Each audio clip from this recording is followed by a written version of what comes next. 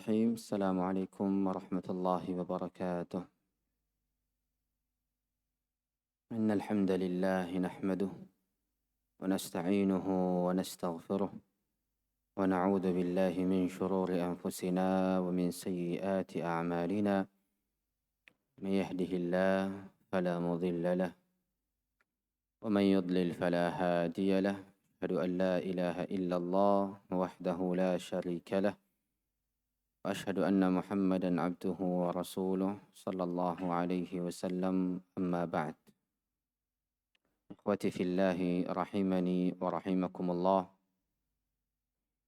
Kembali kita melanjutkan apa-apa yang telah kita kaji dari risalah Al-Imam Syamsuddin Muhammad ibn Abi Bakar yang lebih dikenal sebagai Al-Imam Ibnu Qayyim al-Jauziyah rahimahullahu rahmatan wasi'a, dalam risalahnya Risalah At-Tabukiyah, sebuah risalah dari seorang imam dari negeri Tabuk untuk kaum muslimin yang beliau khususkan untuk salah seorang saudaranya di negeri-negeri tertentu, di mana di pertemuan sebelumnya kita telah mengkaji hukum dari para pengikut yang binasa, yang sengsara.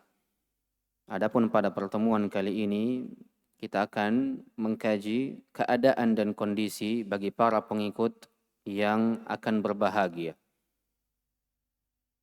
Maka kata penulis rahimahullahu rahmatan wasi'a, fahadha hukmul atba'il ashqiya, dan ini adalah hukum, kondisi dan keadaan para pengikut yang sengsara. Ini sudah kita kaji di pertemuan sebelumnya. Fa ammal atba'us su'ada fanaw'an. Adapun para pengikut yang berbahagia, yang akan mendapatkan kebahagiaan, maka ada dua jenisnya. Maka ada dua macam. Di sini ada faedah yang ingin kita fokuskan. Ketika Al-Imam Ibnul Qayyim mengatakan hukmul atba'il ashqiya fa ammal atba'us su'ada, dapat dipahami bahwasanya para pengikut itu memiliki dua keadaan. Entah ia akan menjadi para pengikut yang sengsara, atau ia akan menjadi para pengikut yang berbahagia. Makanya pada poin ini tiap diri mesti memperhatikan dirinya dan melihat dirinya dan mengetahui dirinya di mana ia berada. Apakah ia adalah para pengikut yang akan berbahagia, ataukah ia adalah para pengikut yang sengsara? Karena hakikat ini adalah perkara yang penting.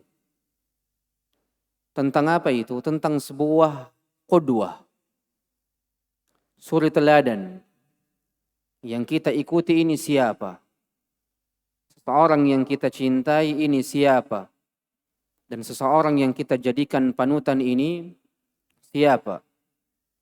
Wajib bagi setiap diri untuk benar-benar menjadi orang yang cerdas, orang yang terjaga, dan orang-orang yang senantiasa memilih suri teladannya, panutannya dari orang-orang yang memang dikenal dengan keutamaannya, dikenal dengan semangatnya, dikenal dengan kebaikannya, dikenal dengan ketaatannya, dan dikenal dengan dekatnya ia kepada Allah Subhanahu wa ta'ala. Karena mengikuti itu ada dua konsekuensinya. Entah kita mengikuti hasil akhirnya adalah kebahagiaan, atau entah kita mengikuti hasil akhirnya adalah kesengsaraan. Makanya jangan sampai orang-orang yang menjadi panutan kita adalah orang-orang yang jauh dari kebenaran, yang jauh dari kebaikan, dan yang jauh dari semangat juang tinggi untuk benar-benar meraih akhirat Allah Subhanahu wa ta'ala. Agar diri-diri kita ini tidak menyesal dengan penyesalan yang luar biasa nantinya. Agar diri-diri kita hanya mendapatkan kebaikan, kebahagiaan, dan keberkahan di akhirat nanti. Makanya setiap diri wajib memilih teman duduk yang baik, teman duduk yang saleh. Berdasarkan hadis Nabi sallallahu alaihi wasallam, al-mar'u ala dini khalilih, falyanzur ahadukum man yukhalil. Seorang itu bergantung di atas agama temannya. Maka hendaknya setiap dari kalian, salah seorang dari kalian melihat siapa yang ia temani. Belum lagi ucapan para ulama, as-sahibu sahib. Sahabat itu, teman itu menarik. Yakni menarik diri kita kepada kebiasaan-kebiasaannya, kepada keyakinan-keyakinannya, dan kepada hal-hal yang berkaitan dengan dirinya. Karena kadang seseorang yang saling bersaudara antar satu sama lain cuma ada dua kondisinya. Entah ia yang menarik saudaranya itu untuk menuju kepada kebaikan, atau entah ia yang ditarik menuju kepada keburukan. Dan jangan pernah menyangka dan jangan pernah merasa bahwasanya dirimu ini adalah orang-orang yang tidak akan pernah terpengaruh dengan kejelekan-kejelekan temanmu.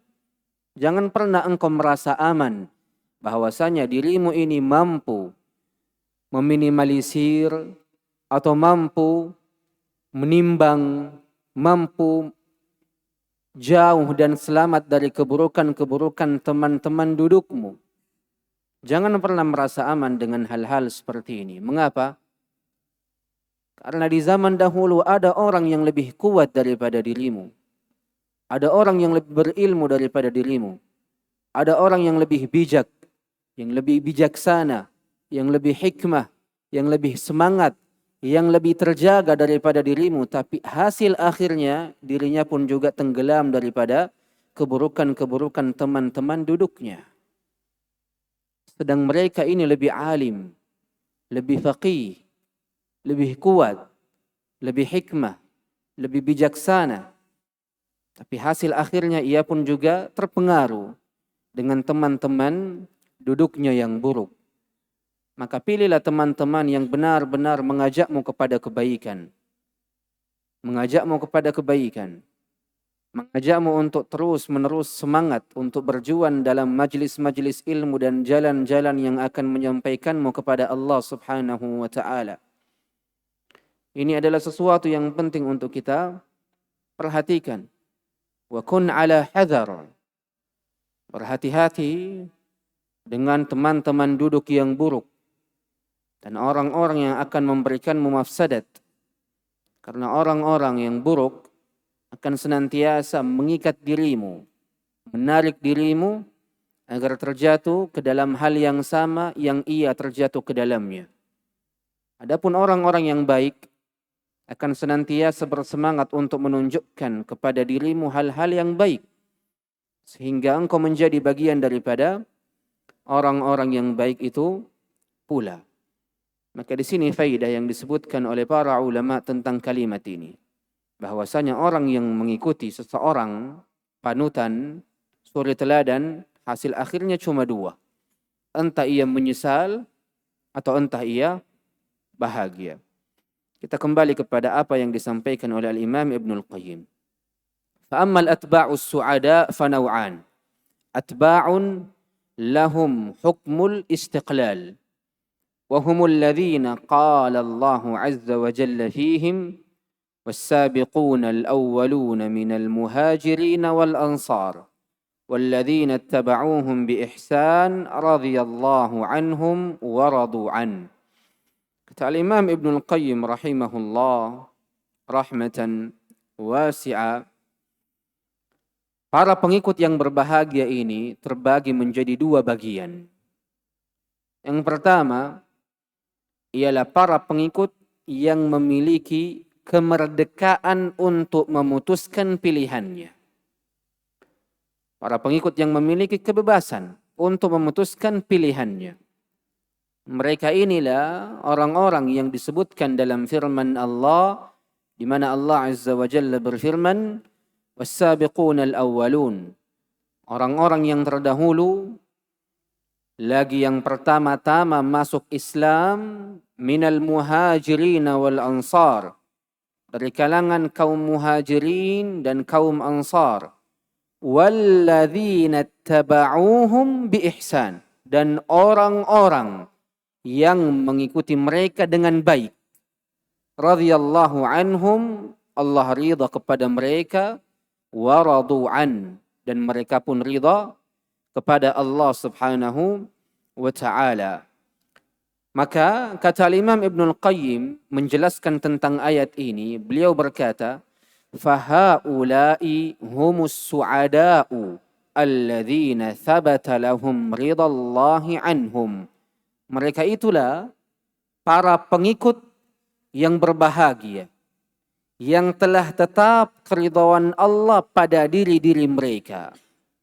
Wahum ashabu Rasulillah, dan mereka itulah para sahabat Rasulullah.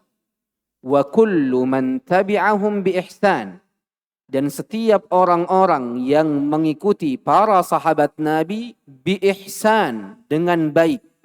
Wa hadza, dan perkara ini kata al-Imam Ibnul Qayyim, ya'ummu kullu man ittaba'ahum bi ihsan, dan perkara ini sifatnya umum bagi siapapun yang mengikuti para sahabat Nabi dengan baik ila yaumil qiyamah, sampai pada hari kiamat.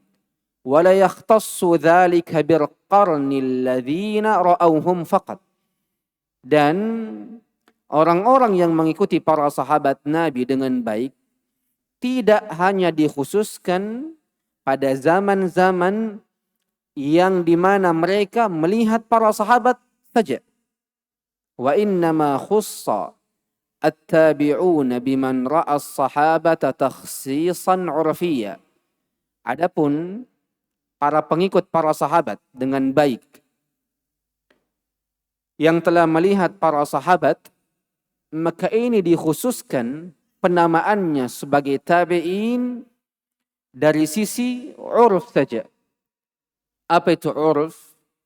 Kebiasaan dan adat dari syariat ini. Di mana ketika kita mengatakan zamannya para sahabat, ialah zamannya orang-orang yang melihat Nabi.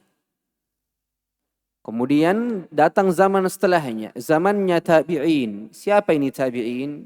Yakni orang-orang yang melihat para sahabat Nabi, kemudian mengikuti mereka dengan baik.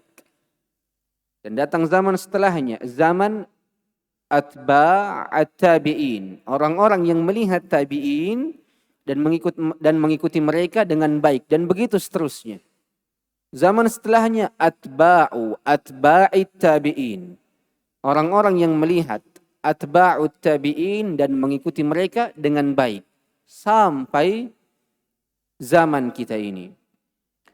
Maka penamaan tabi'in untuk suatu golongan di zaman-zaman tertentu, ini hanya penamaan dari sisi urf saja di dalam syariat kita. Tapi sejatinya kata tabi'un ini sifatnya umum. Tidak hanya pada zaman-zaman tertentu yang hanya melihat para sahabat saja. Bahkan kita ini boleh dikatakan sebagai tabi'un dari sisi keumumannya. Dan inilah yang diinginkan oleh Al-Imam Ibnul Qayyim pada ayat ini. Was-sabiquna al-awwaluna minal muhajirin wal ansar. Ini para sahabat. Karena kaum muhajirin dan kaum ansar adalah kaum yang berada di zamannya baginda Nabi SAW yang terdiri dari sahabat-sahabat Nabi. Dan Allah berfirman, walladzina taba'uhum, dan orang-orang yang mengikuti para sahabat bi ihsan, dengan baik. Maka siapapun yang mengikuti para sahabat dikatakan sebagai orang-orang yang mengikuti mereka. Dan inilah yang diinginkan oleh Al-Imam Ibnul Qayyim rahimahullah rahmatan wasi'ah. Makanya kata Al-Imam Ibnul Qayyim, liyatamayyazu bihi amman ba'dahum. Faqila at-tabi'una mutlaqan lidzalika al-qarni faqat. Maka istilah tabi'un, orang-orang yang datang setelah para sahabat ini, hanyalah istilah yang digunakan untuk membedakan antara para sahabat Nabi dan antara zaman yang datang setelah zamannya para sahabat Nabi. Wa illa, kata Imam Ibnul Qayyim, فَكُلُّ مَنْ سَلَكَ سَبِيلَهُمْ فَهُوَ مِنَ التَّابِعِينَ لَهُمْ بِإِحْسَانٍ وَهُوَ مِمَّنْ رَضِيَ اللَّهُ عَنْهُمْ وَرَضُوا عَنْهُ. Kata Imam Ibnul Qayyim, setiap orang-orang yang berjalan di atas jalannya para sahabat, maka ia terhitung sebagai orang-orang yang mengikuti mereka dengan baik. Dan inilah yang diinginkan oleh Al-Imam Ibnul Qayyim di dalam ayat ini. Maka lihatlah ketika Allah Azza wa Jalla berfirman, وَالَّذِينَ اتَّبَعُوهُمْ بِي. Al-ba' di dalam bahasa Arab banyak faidahnya dan banyak fadilahnya. Ada ba lil isti'anah, ada ba lil musahabah, dan ada ba liziyadati wat ta'kid dan selainnya. Banyak jenis dan keutamaannya. Al-ba di sini, walladzina tabauhum bi ihsan. Faidahnya untuk apa? Kata para ulama, seperti yang diinginkan oleh Al-Imam Ibnul Qayyim, ba di sini lil musahabah. Lil musahabah. Apa faidah dan keutamaan lil musahabah? Yakni seseorang yang mengikuti para sahabat tidaklah dikatakan sebagai orang-orang yang benar-benar mengikuti para sahabat kecuali ia mengikutinya dengan musahabatul ihsan, dengan adanya kebersamaan yang baik di dalamnya. Mulai dari awal sampai akhir. Makanya para pengikut sahabat Nabi radhiyallahu anhum dikatakan sebagai para pengikut itu tidak hanya sekedar dengan dakwaan belaka, tidak sekedar ucapan belaka, tidak sekedar penisbatan belaka. Makanya ketika ada seseorang yang menisbatkan dirinya kepada para salaf, ia menisbatkan dirinya kepada para salaf, tapi dari sisi pengaplikasian, di seluruh sisi aspek kehidupannya tak nampak penisbatannya kepada para salaf, maka penisbatan itu sama sekali tidak akan pernah bermanfaat untuk dirinya. Tidak akan pernah bermanfaat untuk dirinya. Karena kata Allah, وَالَّذِينَ اتَّبَعُوهُمْ بِإِحْسَانٍ. Maka wajib adanya mengikuti secara baik, dengan baik, pada sisi diri-diri para sahabat Nabi radhiyallahu tabaraka wa ta'ala anhum ajma'in. Maka wajib bagi seseorang yang mengaku dan menisbatkan dirinya kepada para salaf untuk menjadi diri-diri yang baik di dalam mengikuti jejak-jejak mereka, di dalam mengikuti manhaj-manhaj mereka, di dalam melazimkan diri-diri kalian pada langkah-langkah mereka. Dan janganlah salah seorang di antara diri-diri kita ini tertipu dengan terucapnya pada diri kita penisbatan kepada para salaf, tapi dari sisi pengamalan kita sangat jauh dari diri-diri para salaf. Makanya seseorang ketika benar-benar ingin diakui sebagai pengikut dari para salaf, maka hendaknya ia melihat dirinya ini dari sisi ibadahnya seperti apa, dari sisi akhlaknya seperti apa, dari sisi adabnya seperti apa, dari sisi akidah, adab, ibadah, amalan, pengamalan, dan selainnya, mesti diri-diri kita ini dekat dengan diri-diri para sahabat di dalamnya. Dan bukanlah penisbatan itu hanya dengan ucapan semata. Tapi penisbatan yang benar adalah dengan ucapan dan amalan. Adalah dengan ucapan dan amalan. Kata Imam Ibn Al-Qayyim melanjutkan ucapannya, وَقَيَّدَ سُبْحَانَهُ هَذِهِ التَّبَعِيَّةَ بِأَنَّهَا تَبَعِيَّةٌ بِإِحْسَانٍ لَيْسَتْ مُطْلَقَةً. Kata Imam Ibn Al-Qayyim, Allah Azza wa Jal mengikat para pengikut para sahabat ini dengan ikatan, dengan syarat ihsan. Mengikuti mereka dengan baik. Laisat mutlaqah. Bukan mengikuti para sahabat secara mutlak saja dengan ucapan semata. Atau dengan penisbatan semata. Tapi wajib adanya ihsan. Mengikuti mereka dengan baik. Makanya Imam Ibn Al-Qayyim melanjutkan, fatuhsalu bimujarradin nisbati wal ittiba'i fi syai'in wal mukhalafatu fi ghairi. Mengikuti para sahabat tidak akan pernah didapatkan dengan benar-benar hanya dengan penisbatan atau hanya dengan mengikuti para sahabat pada sesuatu tapi menyelisihinya pada sesuatu yang lain. Antum katakan, saya pengikut para salaf. Akidahmu selaras dengan akidah para salaf. Tapi ibadahmu seperti apa? Adab dan akhlakmu seperti apa? Maka jangan seseorang itu mengaku menjadi pengikut para salaf hanya dari sisi akidah dan manhaj saja. Tapi seseorang itu mestilah benar-benar menisbatkan dirinya kepada para salaf dengan penisbatan yang sempurna. Akidah, konsep beragama, manhajiyah, akhlak, adab, ibadah dan muamalah itu ada pada diri-diri mereka. Maka jangan mengikuti para salaf pada satu sisi, tapi menyelisihinya pada sisi yang lain. Dan Al-Imam Ibn Al-Qayyim melanjutkan, walakin tabaiyatan musahibatan lil ihsan. Tapi hendaknya mengikuti para salaf, penisbatan kepada para salaf itu akan diakui ketika engkau benar-benar mengikuti mereka dengan ihsan, dengan baik. Fa innal ba'a huna lil musahabah. Ini kata Imam Ibn Al-Qayyim. Karena sungguh ba' di sini, di ayat ini, walladzina taba'uhum bi ihsan, faidahnya apa? Lil musahabah. Faidahnya apa? Lil musahabah. Apa itu lil musahabah? Mengikuti para sahabat dengan ihsan, mulai dari langkah awal, mulai dari jejak yang pertama sampai akhir. Itulah faidah al-musahabah.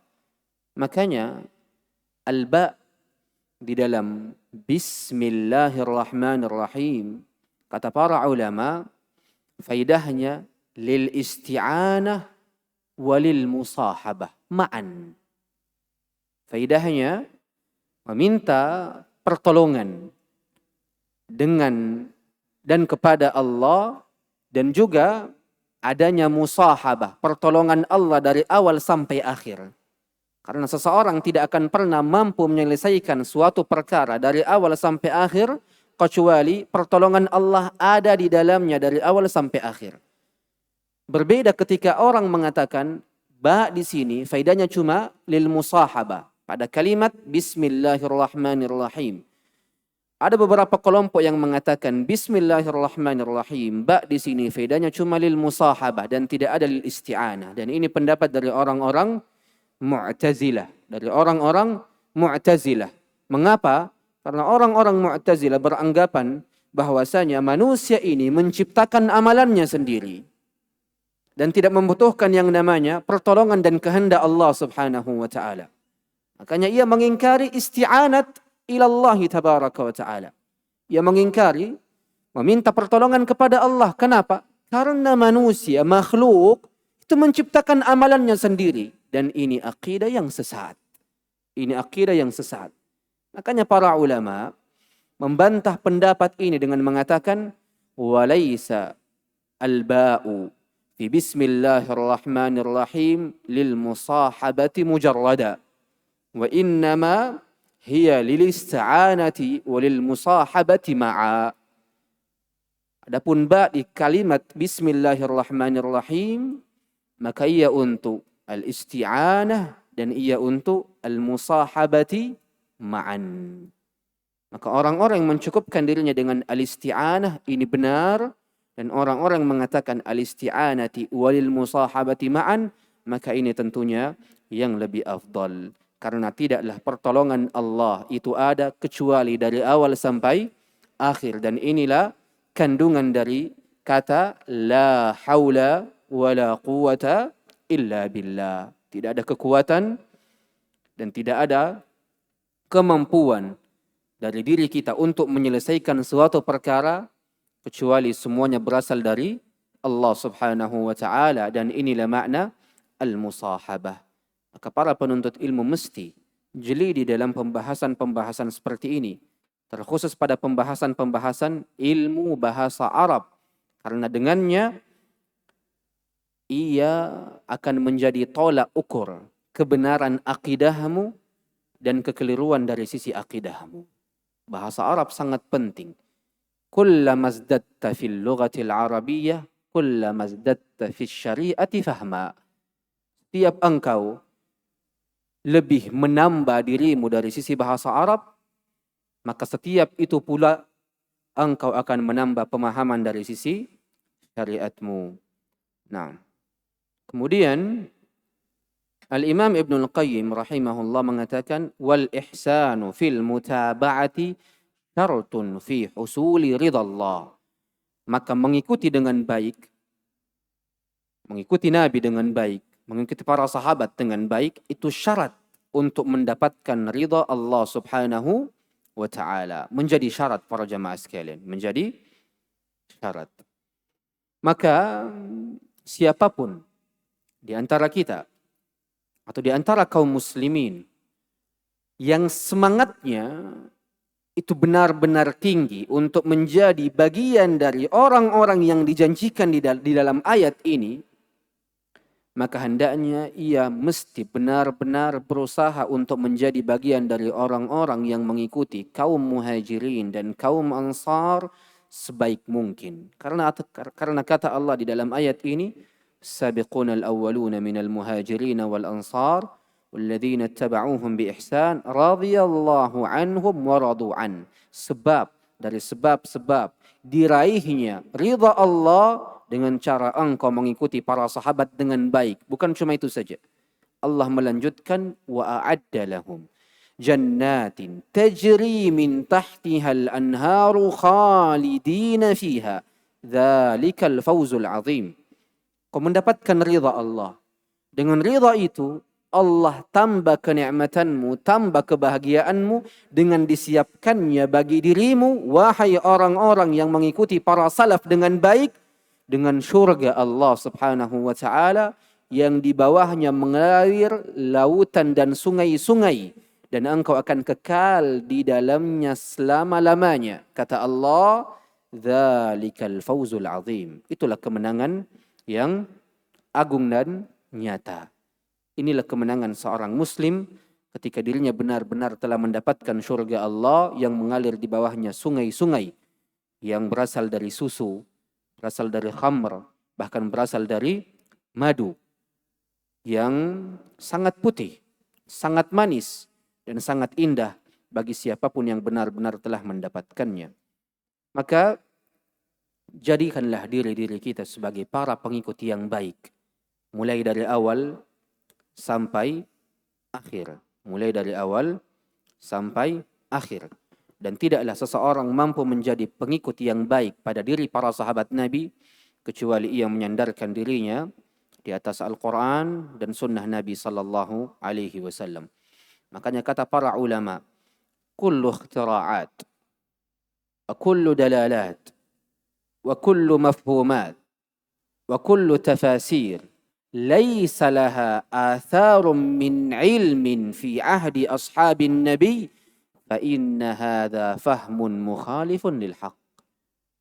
Setiap hal-hal yang baru, setiap isyarat-isyarat yang baru, setiap pemahaman-pemahaman yang baru, penafsiran-penafsiran yang baru, yang tidak ada asasnya, dan tidak ada jejaknya, dan tidak ada buktinya, dan tidak ada penopang dari ilmu para sahabat Nabi, maka pemahaman ini, hal-hal yang baru ini, isyarat-isyarat ini, penafsiran-penafsiran ini, seluruhnya mukhalifun lil haq.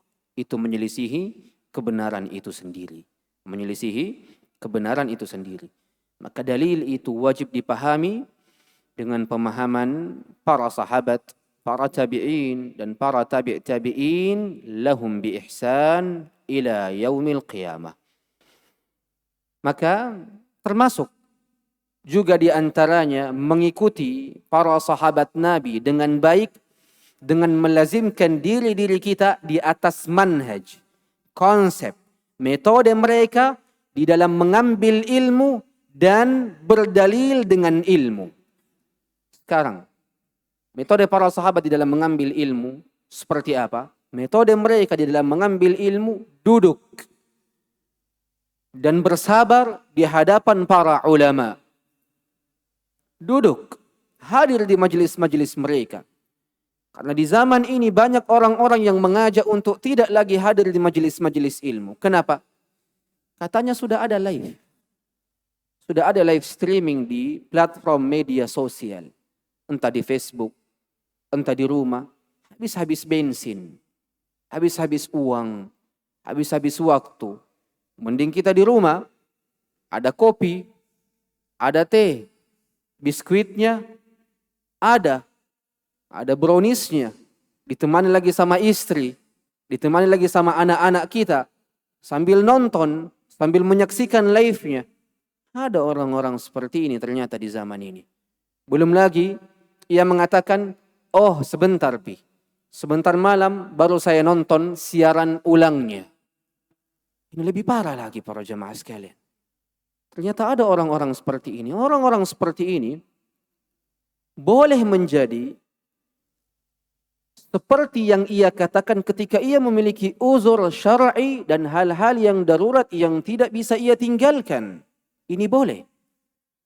Tapi bagi orang-orang yang tidak memiliki pekerjaan, bagi orang-orang yang kosong, yang farid, tidak memiliki hal yang darurat, tidak memiliki sesuatu yang lebih penting daripada ilmu, dan ia lebih memilih untuk menonton lewat live, siaran langsung di media-media sosial, orang-orang seperti ini, apakah mampu dikatakan sebagai orang-orang yang mengikuti para sahabat dari sisi talaqi dan istidlal dengan baik?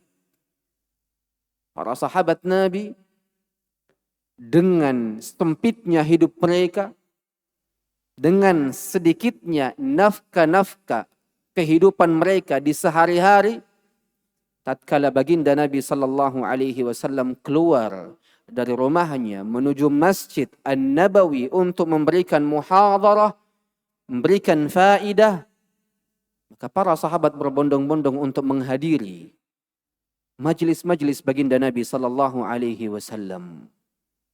Beginilah para sahabat Nabi di dalam mengambil ilmu, bertalaqi, duduk di hadapan para ulama, dan tidak hanya sekedar menyandarkan dirinya dengan Google, dengan AI, apatah lagi sekarang ada aplikasi-aplikasi chat, GPT dan selainnya.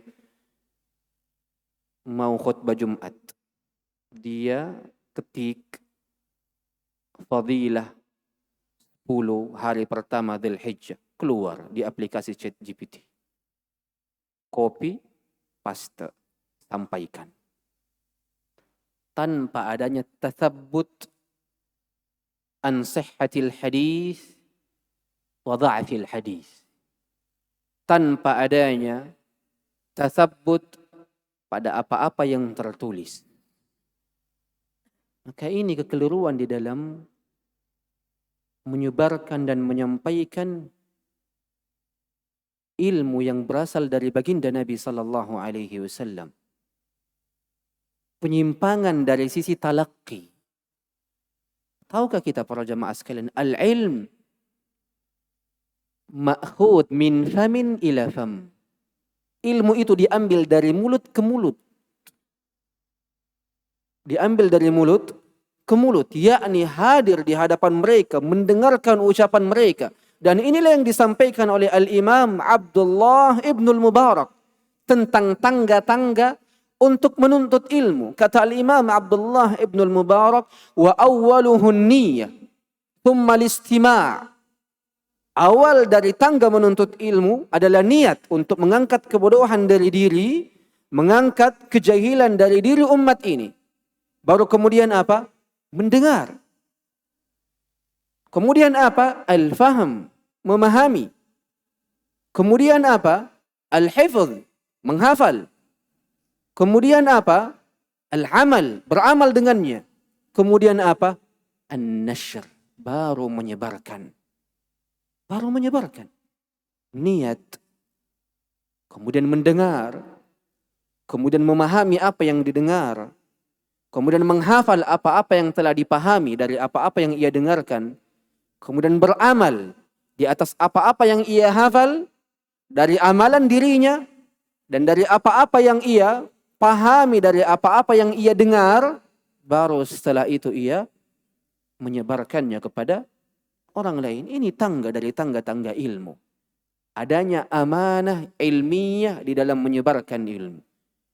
Bukan cuma 30 menit sebelum kajian baru buka-buka di Google, copot sana, copot sini, baru diberikan. Ini dari sisi amanah ilmiah jauh dari talaqinya dan cara-caranya para sahabat Nabi radhiyallahu tabaraka wa ta'ala anhum ajma'in. Lihatlah bagaimana para ulama kita di dalam mengambil ilmu, di dalam menuntut ilmu. Di mana mereka tidak tidur semalaman hanya untuk menyelesaikan satu permasalahan dari permasalahan-permasalahan ilmiah. Kenapa? Kenapa mesti mengambil seluruh waktu di malam hari sampai menjelang subuh hari hanya untuk menyelesaikan satu permasalahan dari permasalahan-permasalahan ilmiah? Mengapa?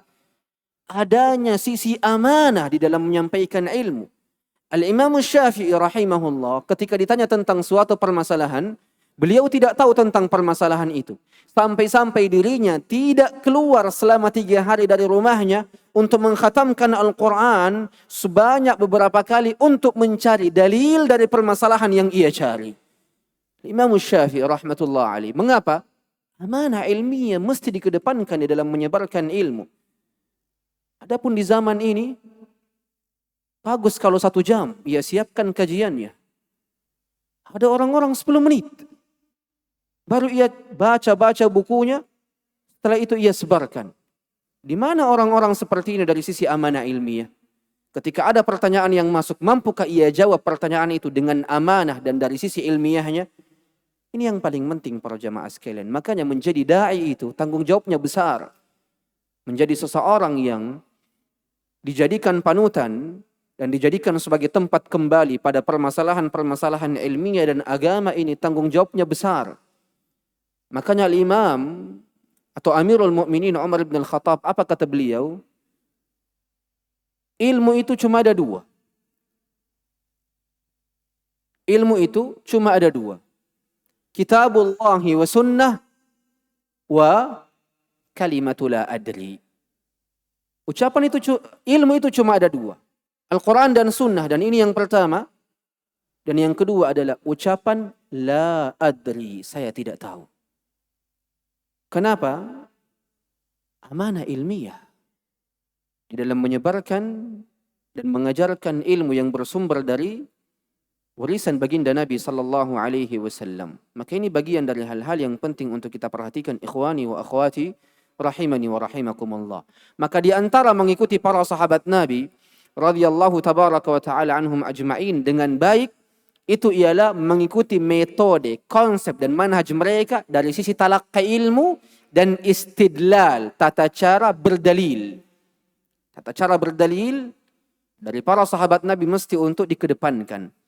Makanya ketika datang suatu perkara dari baginda Nabi sallallahu alaihi wasallam atau datang hadis dari hadis-hadis Nabi sallallahu alaihi wasallam, bagaimana konsep, metode dari para sahabat Nabi pada hadis-hadis Nabi sallallahu alaihi wasallam? Apakah ketika datang satu hadis dari Nabi sallallahu alaihi wasallam, metodenya dan konsepnya para sahabat Nabi ialah dengan dikiaskan kepada akal, atau apa-apa yang mencocoki akal maka dalil itu diterima, atau apa-apa yang tidak mencocoki akal maka dalil itu ditolak? Atau ketika datang hadis dari Nabi sallallahu alaihi wasallam, wajib bagi setiap muslim untuk mentakwilnya? Apakah ini metode dan konsep para sahabat Nabi? Memakai takwil dan tafwid pada dalil-dalil dari Al-Quran dan Sunnah baginda Nabi sallallahu alaihi wasallam pada bab nama-nama dan sifat-sifat Allah? Apakah konsep dan metode para sahabat Nabi pada hadis ahad ialah menolaknya ketika hadis ahad datang di bab-bab akidah? Kalla wa hasya, sekali-sekali tidak. Ini bukanlah metodenya para sahabat Nabi. Ini bukanlah konsepnya para sahabat Nabi. Maka ketika engkau adalah orang-orang yang jujur di dalam mengikuti para sahabat Nabi, maka ikutilah tata cara mengambil ilmunya dan tata cara beristidlalnya pada dalil-dalil Al-Quran dan sunnah Nabi sallallahu alaihi wasallam. Jangan datang dengan pikiranmu sendiri dan jangan datang dengan hawa nafsumu sendiri. Inilah yang disebut sebagai ittiba'uhum bi ihsan. Mengikuti mereka dengan cara-cara yang baik dan sempurna.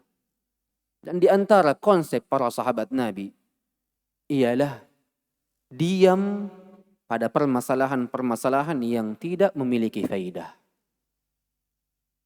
Ini konsep dan metodenya para sahabat Nabi.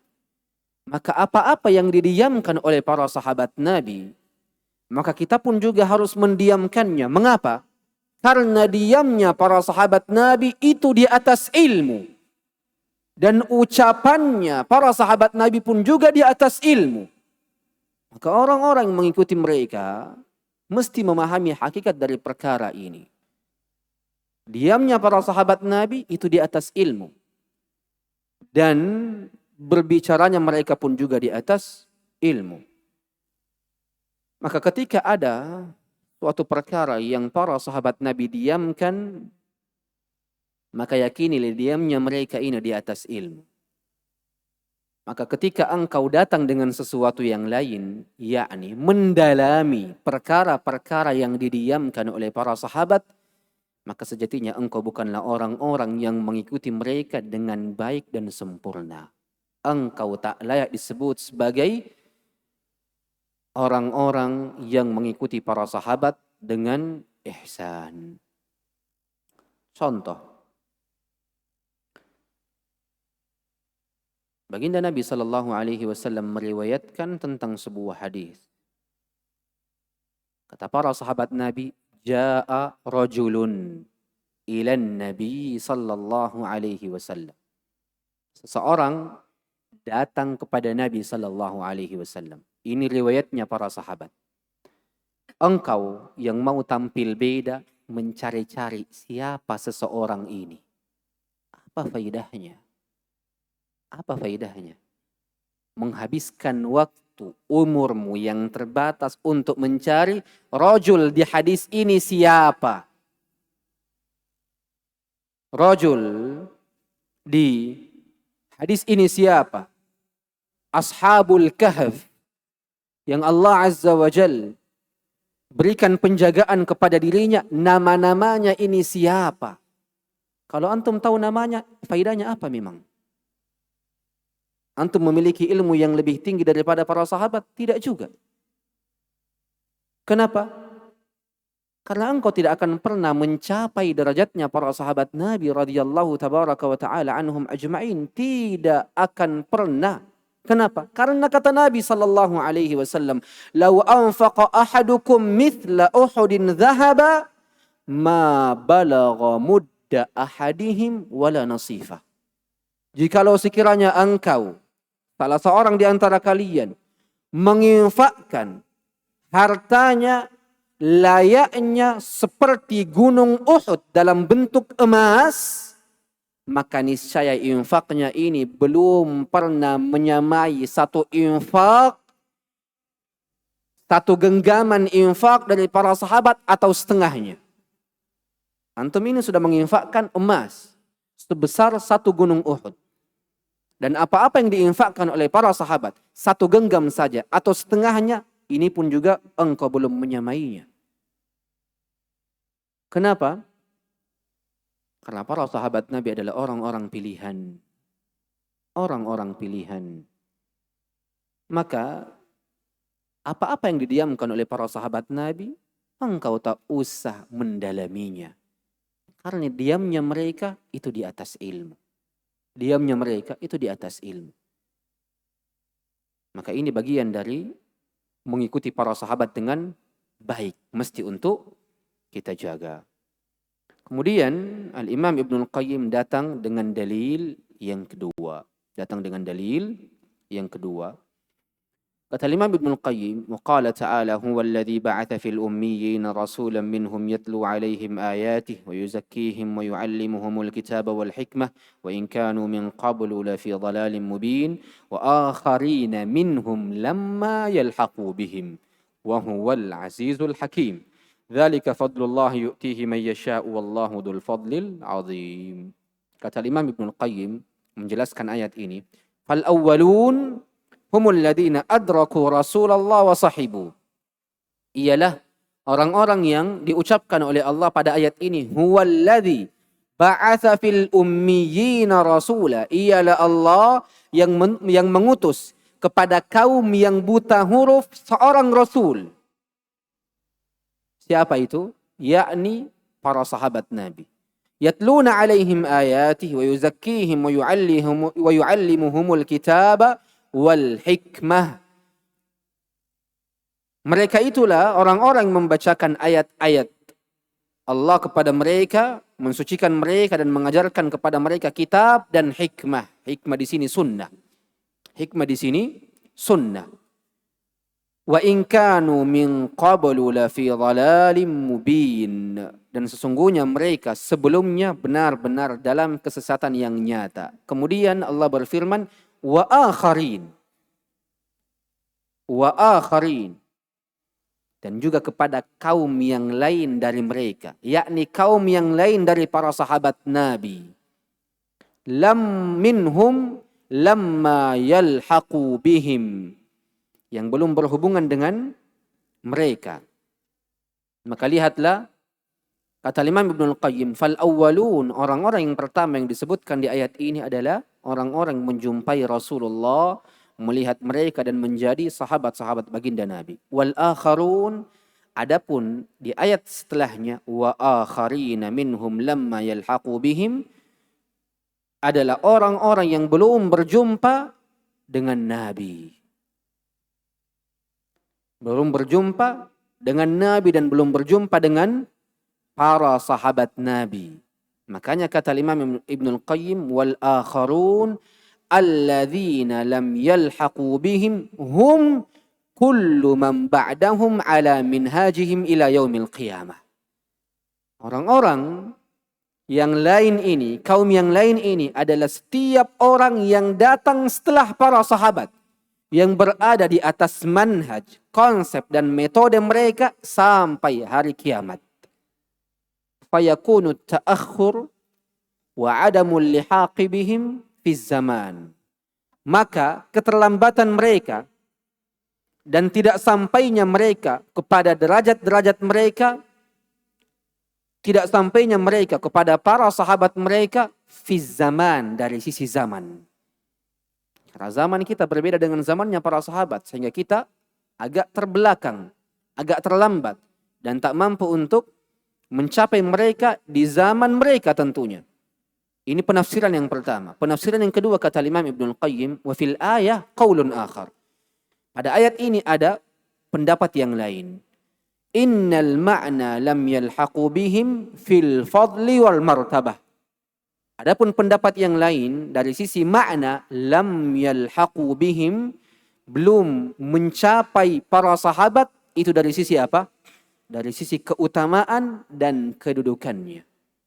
Balhum dunahum, yakni akan tetapi orang-orang dari kaum yang lain ini itu di bawah keutamaannya para sahabat dan di bawah kedudukannya para sahabat, sehingga mereka agak terbelakang, wa adamul lihaqi fir rutbah, dan tidak akan pernah sampai pada derajat dan kedudukan para sahabat. Kata Imam Ibnu Qayyim, wal qawlan kal mutalazimain, dan dua pendapat ini ibaratkan satu pendapat yang sama, saling terhubung satu sama lain. Karena orang-orang yang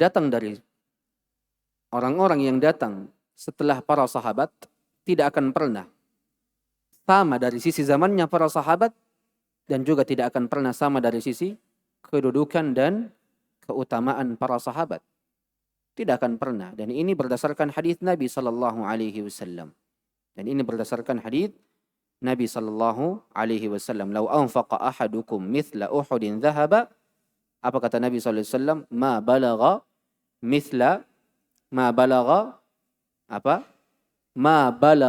mithla Uhud atau mithla muddi Uhudihim atau ahadihim atau nasifa. Tidak akan pernah menyamai satu genggaman infak mereka ataupun setengah dari infak mereka.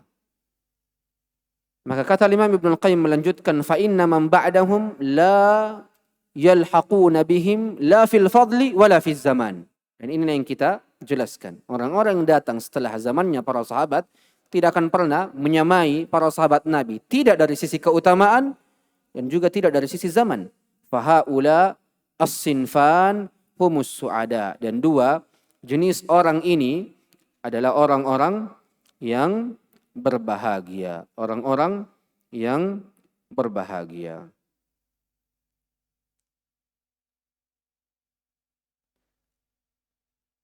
Ada sebuah hadis yang diriwayatkan oleh Abu Hurairah ketika ayat ini turun, wa akharina minhum lamma yalhaqu bihim. Adapun kaum yang lain ini belum mencapai derajat-derajat para sahabat, dikatakan kepada Nabi sallallahu alaihi wasallam, ya Rasulullah, man haula? Wahai Rasulullah, siapa mereka ini? Maka Nabi sallallahu alaihi wasallam diam. Diulangi pertanyaan yang sama sampai 3 kali. Baru Nabi sallallahu alaihi wasallam meletakkan tangannya pada dada Salman Al-Farisi. Dan Nabi sallallahu alaihi wasallam bersabda, "Lau kana al-imanu awil ilmu fi thuraya lanalahu haula." Jikalau sekiranya iman dan ilmu ini berada di bumi, yakni mampu didapatkan dengan usaha dan dengan kerja keras, maka niscaya mereka ini akan menyamai derajat-derajat para sahabat Nabi. Dan Nabi SAW menginginkan haula, mereka ini ialah orang-orang yang beriman, yang baru masuk Islam dari kalangan Persia ataupun Romawi. Sekiranya iman itu didapatkan dengan kerja keras, ilmu itu didapatkan dengan kerja keras, walaupun tidak bertemu dengan diriku, maka niscaya seseorang pasti akan menyamai derajatnya para sahabat. Tapi sayangnya, sebagaimana kenabian itu tertutup dan telah benar-benar tertutup, begitupun juga dengan sahabat. Untuk menjadi sahabat Nabi, saat ini pintunya telah benar-benar tertutup. Maka sekuat apapun dirimu, sesungguh-sungguh apapun dirimu, untuk menjadi dan sampai pada derajat para sahabat, engkau tidak akan pernah benar-benar sampai. Karena keimanan dan ilmu yang diambil langsung dari Nabi sallallahu alaihi wasallam berbeda dengan ilmu yang diambil dari para sahabat ataupun dari para tabi'in ataupun dari para tabi'in, apatah lagi ilmu yang kita ambil dari para ulama kita di zaman ini. Tentunya berbeda. Maka ini mesti untuk kita benar-benar pahami, ikhwani wa akhawati rahimani wa rahimakumullah. Kemudian Al-Imam Ibnul Qayyim melanjutkan ucapannya, wa amma man lam yaqbal hudallah alladhi bu'itha bihi rasuluh wa lam yarfa' bihi ra'sa fahuwa minas sinf ats-tsalits wa humul ladzina hummilu at-taurata thumma lam yahmiluha. Maka dua jenis orang tadi adalah orang-orang yang berbahagia. Ialah para sahabat Nabi dan orang-orang yang mengikutinya adalah orang-orang yang berbahagia. Adapun orang-orang yang tidak menerima petunjuk Allah yang Allah Azza wa Jalla utus pada diri nabinya dan tidak mengangkat kepalanya untuk menghormati dan menoleh kepada kebenaran, maka tentunya ia menjadi bagian dari golongan yang ketiga yang Allah Azza wa Jalla firmankan di dalam Al-Quran, mathalul ladzina hummilu at-taurata thumma lam yahmiluha kamathalil himari yahmilu asfara. Perumpamaan orang-orang yang dipikulkan kepadanya Taurat. Ia pahami Taurat, ia telah tahu Taurat, ia hafal Taurat. Kemudian mereka tidak memikulnya, tidak membawanya, tidak menyebarkannya dan tidak mengamalkannya. Orang-orang seperti ini kamathalil himar, seperti keledai yang membawa kitab-kitab yang tebal, dan bawaan-bawaan yang berasal dari batu-batu yang tidak bermanfaat untuk dirinya. Maka ahlus sunnati wal jamaah adalah orang yang paling memahami hakikat dari perkara ini. Makanya setelah ini Al-Imam Ibnul Qayyim rahimahullahu rahmatan wasi'ah menukilkan sebuah hadis dari baginda Nabi sallallahu alaihi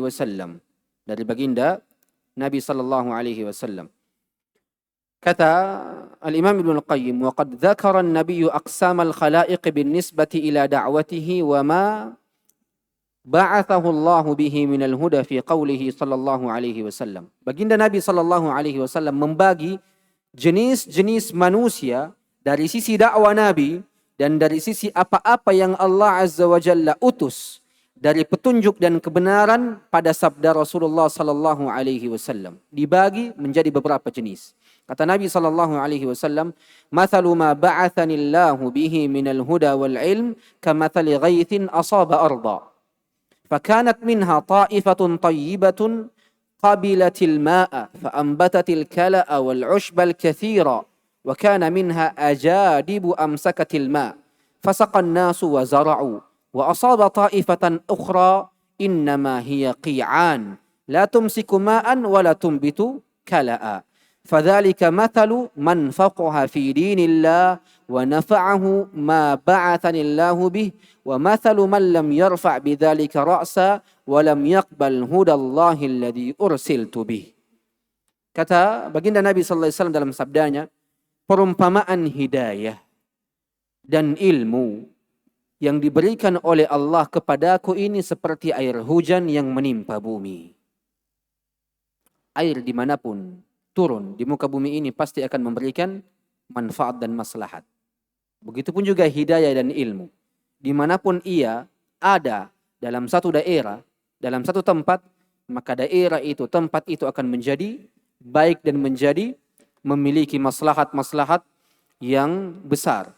Kata baginda Nabi sallallahu alaihi wasallam, setelah itu di antara tanah ada yang meresap air dengan baik. Air hujan turun menimpa bumi. Di antara tanah-tanah yang dimiliki oleh bumi ini ada yang meresap air dengan baik sehingga menumbuhkan rumput dan tumbuh-tumbuhan yang banyak. Tapi ada juga jenis tanah dari bumi ini yang tidak ditumbuhi rumput. Akan tetapi tanah itu masih mampu menahan air di dalamnya. Sehingga orang-orang masih bisa memanfaatkannya untuk apa? Untuk minum. Ini ada jenis seperti ini. Tapi ada juga jenis tanah yang ketiga. Apa itu? Jenis tanah yang ketiga ini adalah tanah yang tandus, kering. Tidak bisa menahan air dan tidak pula juga menumbuhkan rumput. Jadi ada 3 jenis tanah yang disebutkan oleh baginda Nabi sallallahu alaihi wasallam. Ada 3 jenis manusia dari sisi menerima dakwah dan menerima kebenaran yang datang dari Nabi sallallahu alaihi wasallam. Ada seperti tanah yang meresap air dengan baik. Datang kebenaran, datang hidayah, ia merangkulnya dan mengambilnya secara cepat. Tapi ada juga jenis manusia yang ketika datang kebenaran, datang ilmu kepada dirinya, ia cuma menghafalnya. Tapi dari sisi amalan juga sangat sedikit. Tapi hafalannya ini masih mampu memberikan manfaat kepada orang lain dengan menyebarkannya dan mengabarkan kepada orang lain tentang ilmu ini. Dan ini ibaratkan tanah yang apa? Tanah yang tidak ditumbuhi rumput, tapi masih bisa menahan air, yang dimana akan datang orang-orang untuk meminum dari wadah tersebut. Tapi jikalau manusianya adalah jenis yang ketiga, seperti tanah yang tandus, tidak bisa menahan air, dan tidak mampu menumbuhkan rumput, maka jenis ketiga ini adalah apa-apa yang disebutkan oleh Nabi sallallahu alaihi wasallam, mathalu man lam yarfa' bidzalika ra'sa. Seperti orang-orang yang perumpamaannya bagaikan orang-orang yang tidak mengangkat kepalanya untuk menengok ajaranku. Walam yaqbal hudallah alladhi ursiltu bih. Dan dia pun tidak menerima hidayah Allah yang telah diutuskan kepada aku. Maka ini adalah jenis golongan yang ketiga. Kata Imam Ibnul Qayyim, syabbahal ilma alladhi ja'a bihi bil ghaith. Baginda Nabi sallallahu alaihi wasallam menyamakan ilmu yang dibawa oleh Nabi sallallahu alaihi wasallam dengan apa? Air hujan. Dan di sini ada faidah yang sangat luar biasa dari Al-Imam Ibnul Qayyim. Apa kata beliau? Li'anna kullam minhuma sababul hayah. Karena ilmu dan air hujan ini adalah sebab dari sebab-sebab kehidupan. Fal ghaithu sababu hayatil abdan. Air ini adalah sebab hidupnya badan ini. Wal ilmu sababu hayatil qulub. Adapun ilmu adalah sebab hidupnya hati ini. Sama-sama sebab kehidupan. Tubuh yang hanya terus makan saja, makan dan tidak minum air, sulit untuk hidup. Mungkin kulitnya akan kering, tidak memiliki cairan, akan cepat rusak, cepat lemah. Sebagaimana hati yang tidak pernah disinggapi oleh ilmu, akan cepat rusak, akan cepat melemah. Lemah dari sisi fitnah, lemah dari sisi syahwat, dan lemah dari sisi syubhat. Maka ambillah 2 sebab kehidupan ini. Perbanyak hadir di majelis-majelis ilmu untuk hidupnya hati-hatimu. Dan tentunya perbanyaklah dirimu ini mengambil bagian dari hal-hal yang bermanfaat dari sisi makanan dan minumanmu. Dan lihat, kata Imam Ibnul Qayyim, syabbahal qulubal qabilata lil ilm bil ardil qabilati lil ghaith. Dan baginda Nabi sallallahu alaihi wasallam menyamakan hati yang menerima ilmu seperti tanah yang menerima air hujan. Kama syabbaha subhanahu al-quluba bil awdiyah. Sebagaimana Allah Azza wa Jal di dalam Al-Quran menyamakan hati ini seperti apa? Seperti bejana-bejana. Di dalam firman-Nya Allah Azza wa Jalla berfirman, anzala minas sama'i ma'an fasalat awdiyatun biqadariha. Kata Al-Imam Ibnul Qayyim, Allah Azza wa Jalla menurunkan air hujan dari langit. Fasalat awdiyatun biqadariha. Maka ada bejana-bejana yang akan terisi air itu sesuai dengan kadarnya. Sesuai dengan kadarnya. Maka Imam Ibnul Qayyim ingin menjelaskan di sini, kama annal aradhina thalathatun binisbati ila qabulil ghaith, sebagaimana tanah itu ada 3 jenisnya dari sisi menerima air hujan, begitupun manusia. Ada 3 jenisnya dari sisi menerima ilmu dan hidayah.